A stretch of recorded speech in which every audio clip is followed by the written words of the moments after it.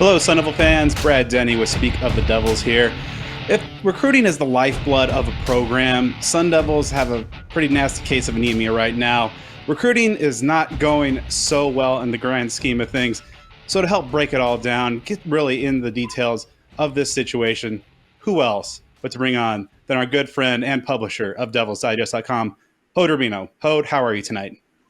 Doing great, Brad. Thanks for having me on, as always. All right, so let's start off with some good news.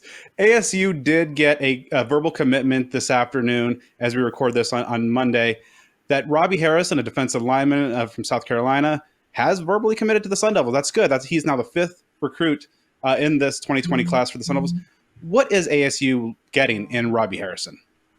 Yeah, I think more than anything, it really is a position of need because while I feel that the defensive end, the Sun Devils are pretty well set up for the years to come. I think the interior positions, nose tackle and three technique, are some positions that ASU really would like to build depth. So Robbie Harrison at 6'3", 290 definitely has the measurables to address that. Just from a pure physicality point. Harrison is somebody who ASU offered all the way back in July 2020. So somebody that not only was a very early offer in the cycle, but also somebody who, if ASU really was keeping close tabs on all throughout the recruiting process, and they feel that he's definitely a player that can help them. He does actually have a pretty nice offer sheet with schools such as Indiana, Cincinnati, Georgia, offering him among others. So I think that it's a pretty solid pickup of a name that maybe kind of went under the radar just because of this such early offer when it comes to other 2022 prospects in comparison. But somebody who could definitely address the need. And with recruiting, like you said, Brad, kind of being in a tough spot in the last several weeks and couple months, it's good to have some good news on this front for the Sun Devils.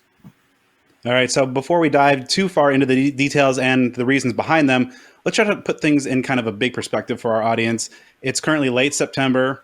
ASU now has 5 verbal commits, ranked last in the Pac-12 and outside of the top 100 classes nationally per Rivals.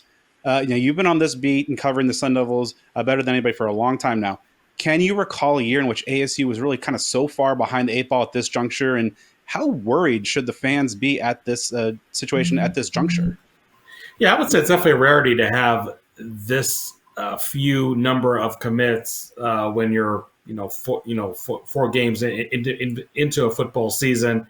You usually get I'm not going to say a surge, but you would get like maybe a little uptick really early during the spring when recruits do get to check out your campus. Then you get in some in the summer. Another uptick or such just because of summer camps and either players coming on the Tempe campus to participate on those camps or sometimes going to satellite camps, which is more of a fad of, I would say, the last 3 or 4 years, where SC coaches actually conduct camps out of state, see a player over there that in many cases may be somewhat of an unknown. The relationship gets established pretty quickly at that point, and then you see some other commits coming on board. So yes, I would say to have a handful of commits as we're closing the month of September is definitely the exception and not the norm. But obviously, we know that the NCAA investigation has really took a toll on the ASU recruiting. The NCAA investigators have talked to some players that either have committed to ASU and since then decommitted, or just prospects in general that ASU was in contact in. So I know it's overstating the obvious, but those conversations between those prospects and NCAA investigators definitely took a toll on Arizona State and its recruiting class. So that's why you have such a low number of commits at the very end of September. And we'll see what happens in the months to come as we get closer to the December signing day.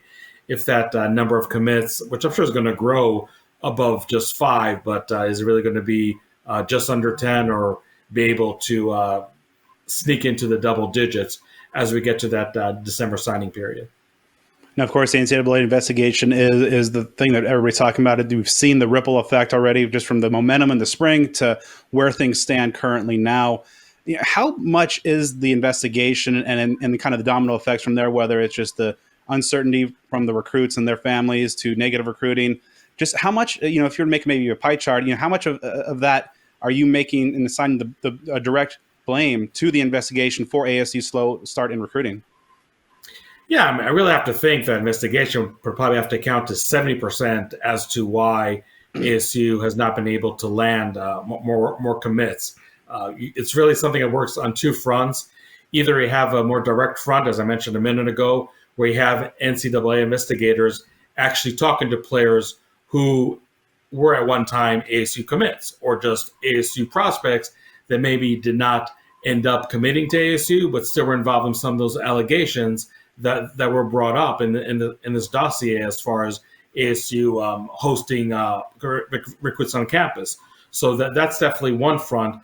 And then you just have the old school negative recruiting, where any player that ASU would go up head to head, and doesn't have to be even a Pac-12 program. It could be just another Power 5 program. It could be even some G5 programs that ASU and School X or School Y is competing for the same prospect.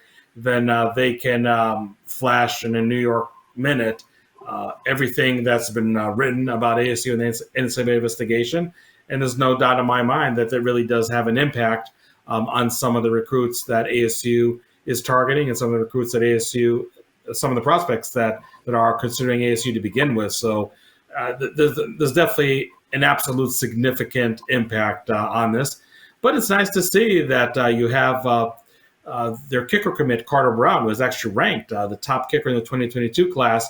Always have positive things to say about the Sun Devils, actually here in Tempe for the game against Colorado. So maybe that's one player that, at least for the right here, right now, the NCAA investigation is really not having any effect.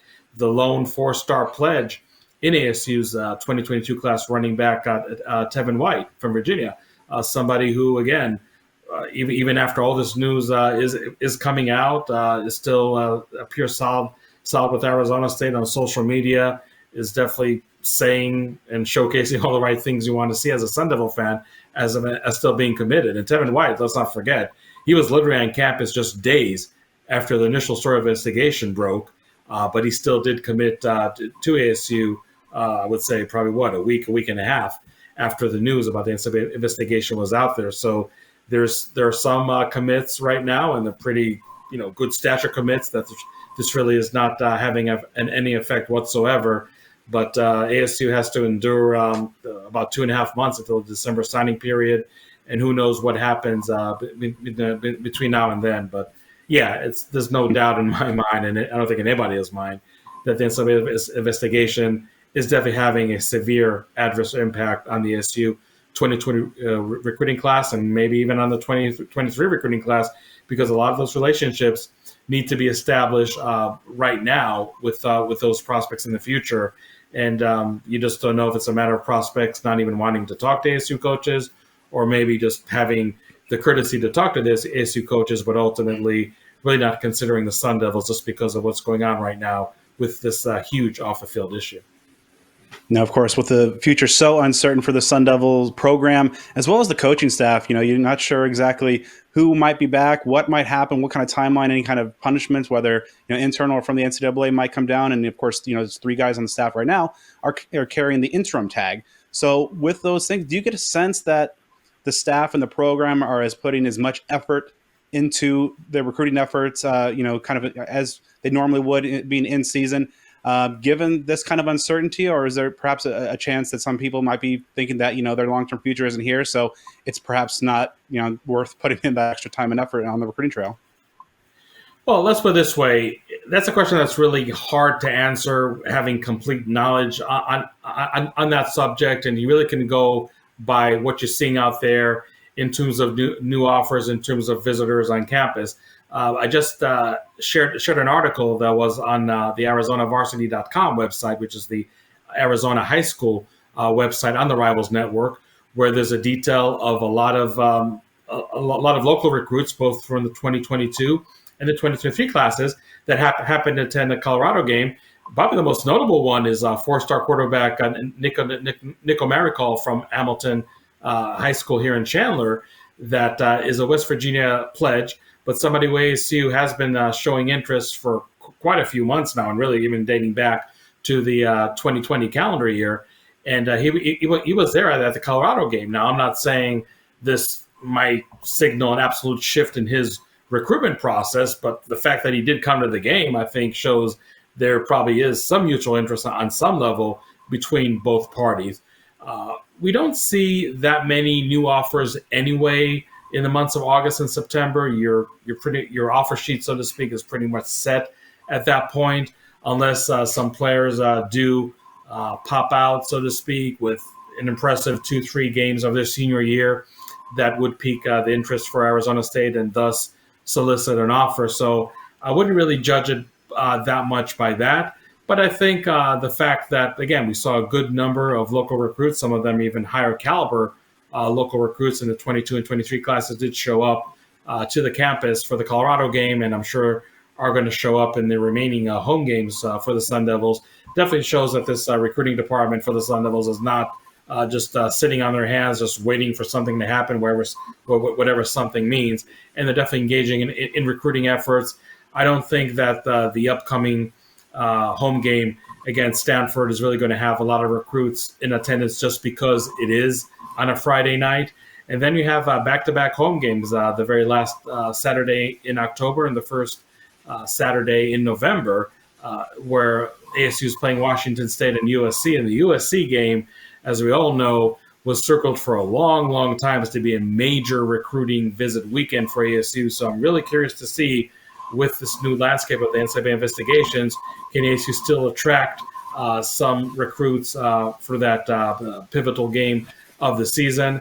And obviously, and this is no breaking news, wins and losses still do make a difference. And if prospects, both locally and out of states, do see ASU just keep on winning and winning, and obviously that's going to elicit a top 25, maybe even a top 15 recruiting ranking in the AP poll, depending on the record at that point. If that does all fall into place to ASU, then I think some prospects that are maybe lukewarm about ASU right now, or maybe not even paying much attention to the Sun Devils whatsoever, might be singing a different tune come last week of October, first week of November. So that's going to be interesting to follow. So again, I mean, it's definitely a tough task right now for the coaching staff, a tough task for the recruiting department, but I think they're really doing the best they can under these very, very adverse circumstances. Just about 2.5 months until the early signing period opens up in December. Right now, ASU, of course, is kind of behind the 8 ball a little bit, has a lot of ground to make up. In your opinion, what are some of the things that they can do to maybe try to salvage, might be too severe a word, but just kind of get back into things and put together as good of a 2022 class as they can, given all the other circumstances? Well, I mean, aside from the obvious of just having a really good win-loss record, and again, when that game against USC rolls in on November 6th, this is an ASU team that maybe only has no more than 2 losses, ranked in the top 25, and just makes it an appealing destination. Because, look, ultimately, NCAA investigation or not, if you have a school that's recruiting the same prospect at ASU, and they're sitting, let's say, at the end of the regular season at 7-5, and ASU's sitting at a 10-2 or 9-3, I think that still, to some extent, should make a difference as far as a prospect giving more or less attention to ASU versus a team that has 3-4 fewer wins than the Sun Devils. I also think that this is a recruiting class which, let's face it, ASU is going to have to find some diamonds on the rough, prospects that they were on earlier than any other Power 5 school to really lure them to Tempe. ASU is probably going to have to go heavier on the junior college route, more than they really wanted to, at least under Herm Edwards, who definitely made statements saying that he's going to be very, very picky in terms of how many junior college prospects he's going to add to any given recruiting class. I think ASU right now doesn't have the luxury to be picky when it comes to prospects from those ranks.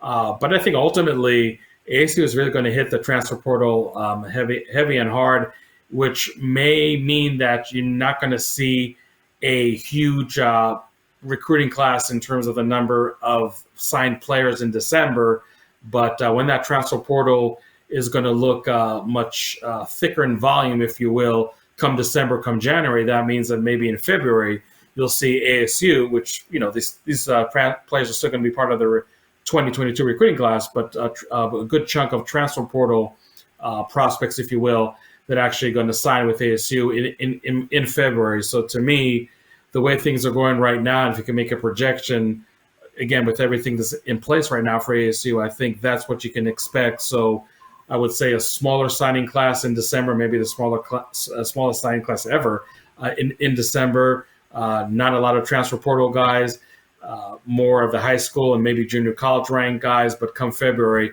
I think the makeup of this recruiting class can be very, very different, just because ASU, in my opinion, could even be adding up to 10 or so transfer portal players.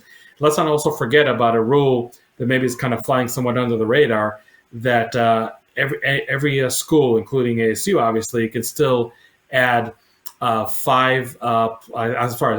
players over the 25-player limit, as long as those are players that ASU lost just because of an early entry to the draft. So those are some aspects that can really help ASU if they're doing a really great job in the transfer portal and don't have to turn away players because their class is full or anything like that. So again, it's going to be a very non-traditional recruiting cycle for ASU in many respects, and it'll be interesting to see how it does fold in several months to come.